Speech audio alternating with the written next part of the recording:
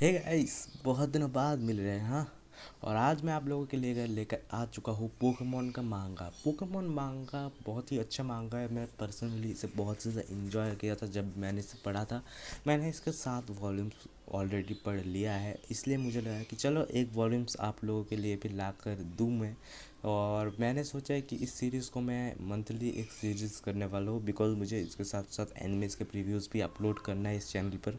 पूरा मांगा के ऊपर बेस करके मैं नहीं चलाने वाला। इसी वजह से मैंने सोचा है कि चलो महीने में एक बार इसे आप लोगों के लिए ये मांगा लेकर आऊँ। तो लेट्स स्टार्ट आवर वीडियो। आशा करते हैं आप इंजॉय करेंगे। तो मांगा के शुरुआत में हमें दिखाया जाता है पैलेट शहर में एक जगह पर बहुत सारे बच्चे एक साथ एक निडोरिनो को घेर कर खड़े हुए होते हैं। तभी हमें एक छोटी सी लड़की दिखाई जाती है जो उस पोकेमोन के सामने खड़ी रहकर बोलती है, मैं इस पोकेमोन को पकड़ के अपना पेट बनाऊंगी। ये बोलने के बाद वो लड़की एक पोकेबॉल उस पोकेमोन के ऊपर फेंक देता है। एंड गेस व्हाट, अगर आपने पोकेमोन को छोड़कर और भी कई पोकेमोन के गेम खेले होंगे तो आपको पता ही होगा कि पोकेबॉल के ऊपर अगर आपने डायरेक्ट पोकेबॉल थ्रो कर दिया तो वो पोकेबॉल से वो पोकेमोन पकड़ा नहीं जाएगा, और यही होता है। एंड ये देखकर वो लड़की चौंक जाती है एंड बोलती है, उसने उस पोकेबॉल को हटा दिया। तभी वहाँ पर एक लड़का आ जाता है जो थोड़ा हंस के बोलता है, ऐसा तो वो पोकेमोन तुम्हारी पकड़ में नहीं आने वाला। अगर तुम्हें उसे पकड़ना है तो पहले उससे लड़ के उसको कमज़ोर करना होगा और उसके बाद पोकेबॉल फेंक के उसे पकड़ना होगा। ये देखो, पॉलीवर वाटर गन अटैक। ये देखकर एक बच्चा बोलता है, वाओ, ये देखने में काफ़ी मज़ेदार था। तभी रेड बोलता है कि अब वो निडोरिनो कमज़ोर हो गया है, जल्दी से उस पर पोकेबॉल फेंको और उसे पकड़ लो। तभी वो लड़का पोकेबॉल फेंकता है और उस निडोरिनो को पकड़ लेता है एंड फिर बोलता है कि मैंने पकड़ा निडोरिनो को। तभी वहाँ पर जो एक और बच्चा होता है वो बोलता है, वाह, ये बहुत अच्छा था रेड। इसके बाद रेड और वो सारे बच्चे एक साथ शहर के अंदर जा रहे होते हैं। तभी चलते हुए रेड बोलता है कि पैलेट शहर में मुझे सब जानते हैं और जाने भी क्यों ना, मैं यहाँ का सबसे अच्छा पोकेमोन ट्रेनर हूँ। और इस वक्त एक बच्चा रेड से पूछता है कि पोकेमोन क्या होते हैं। रेड बोलता है कि तुम पूछ रहे हो कि पोकेमोन क्या होता है। वेल, पोकेमोन एक बहुत ही अजीब किस्म के जानवर टाइप होते हैं एंड वो जंगलों और तालाबों में रहते हैं एंड वो काफ़ी सारी वेराइटीज़ के होते हैं। मुझे नहीं पता कि वो कितनी वेराइटीज़ के होते हैं, लेकिन मैं उन सभी को पकड़ूंगा। इस वक्त रेड से एक बच्चा क्वेश्चन करता है, हे रेड, तुमने प्रोफेसर ओक के बारे में सुना है?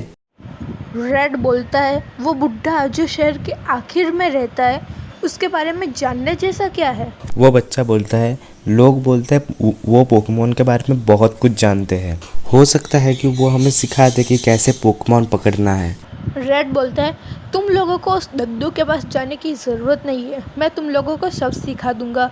वो बच्चा बोलता है, हो सकता है, लेकिन बहुत लोग बोलते हैं कि प्रोफेसर ओक के पोते को दुनिया के सबसे अच्छे पोकेमोन ट्रेनर बनाने के लिए प्रोफेसर ओक उन्हें बहुत कुछ सिखा रहे हैं। प्रोफेसर ओक का पोता?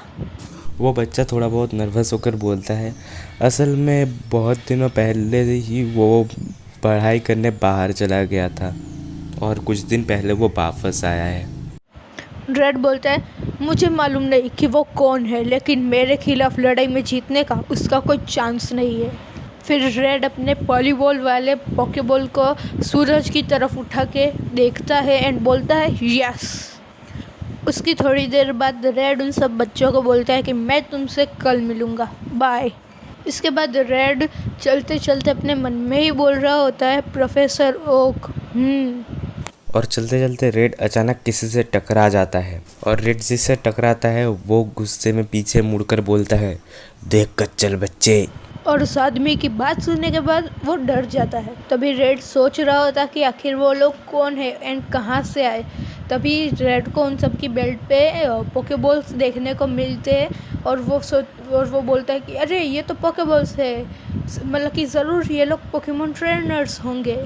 इसके बाद वो लोग थोड़े दूर जाकर एक दूसरे से बात कर रहे होते हैं, और वो रेड उस वक्त झाड़ियों के अंदर छुपकर उन लोगों की बात सुन रहा होता है। तो इसके बाद रेड जिस बंदे से टकराता है वो बंदा और कुछ लोगों के साथ खड़ा होकर बोल रहा होता है, वो ज़रूर यही कहीं पर छुपा हुआ होगा, उसके नाम मिलने तक उसे ढूंढते रहो, उस फैंटम पोकेमॉन को हमें जल्दी से जल्दी ढूंढना होगा। इसके बाद रेड अपने मन में सोचता है, फैंटम पोकेमोन, इसके बारे में पहले तो कभी नहीं सुना। तभी जो दूसरा बंदा होता है वो बोलता है कि हमने अभी तक उसे वेस्टवुड के जंगल में ढूंढा नहीं है, तो उसे पहले वेस्टवुड के जंगल में ही ढूंढते हैं। और ये बोलने के बाद वो सब लोग एक साथ वहाँ से दौड़ते हुए चले जाते हैं। इसके बाद रेड थोड़ी देर तक एक जगह पर खड़ा होकर कुछ सोचता है एंड वह तुरंत दौड़ के दूसरी तरफ जाता है एंड बोलता है कि बताने के लिए शुक्रिया, अब वो फैंटम पोकेमोन मेरा होगा, वरना मेरा नाम रेड नहीं।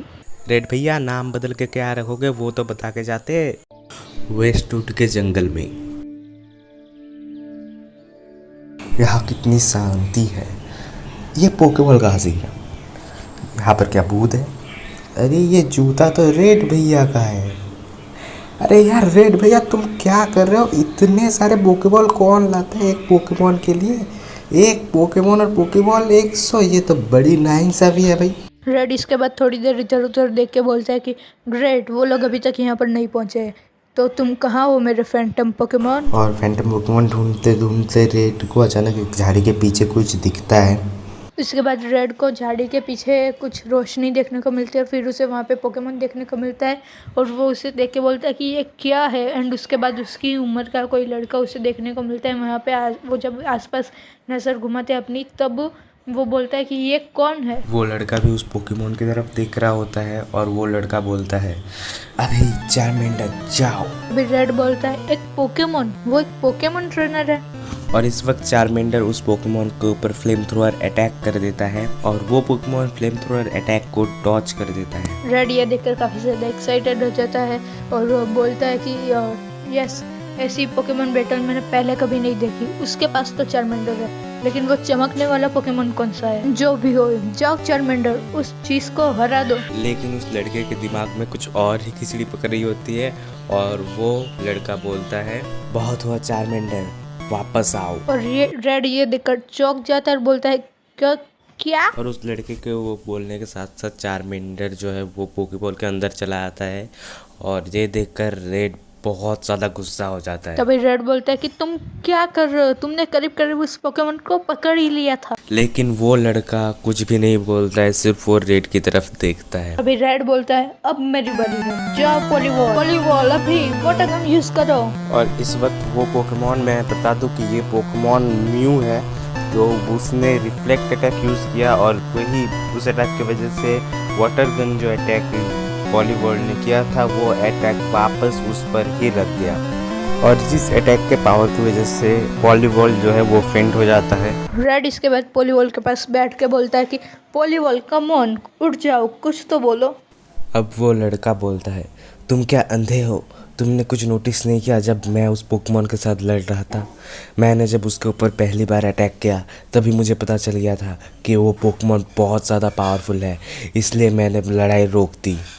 तुम्हें तुम्हारे लिमिटेशन को जानना चाहिए, नहीं तो तुम खुद ही खुद को हराओगे, ये बात याद रखना। और ये बोलकर वो लड़का यहाँ से चला जाता है।